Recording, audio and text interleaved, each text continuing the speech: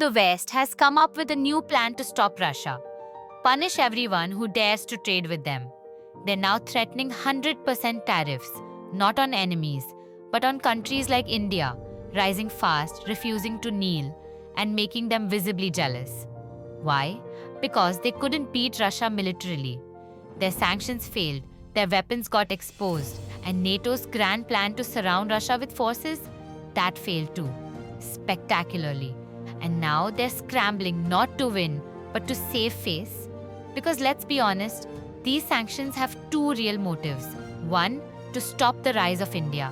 India is trading in rupees, buying cheap oil, and building influence without asking for approval. Two, to escape their own humiliation.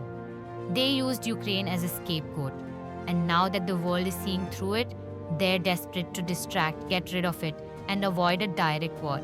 Because they know they'll sink further economically if it drags on.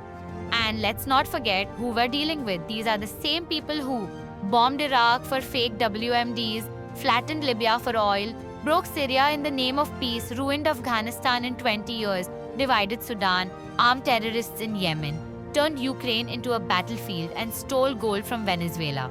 And after all that, they still dare to lecture India on morality. India didn't invade anyone. India didn't fund wars. India simply chose to buy cheap oil and pay in rupees.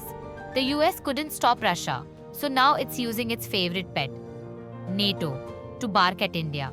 But India doesn't respond to barking. India responds to strategy. And yes, this might be a tough phase. Tariffs may sting, pressure may come, there may be some short-term losses, but India is built for pressure. Now we don't rise by begging for approval, we rise by choice, and we're not stopping.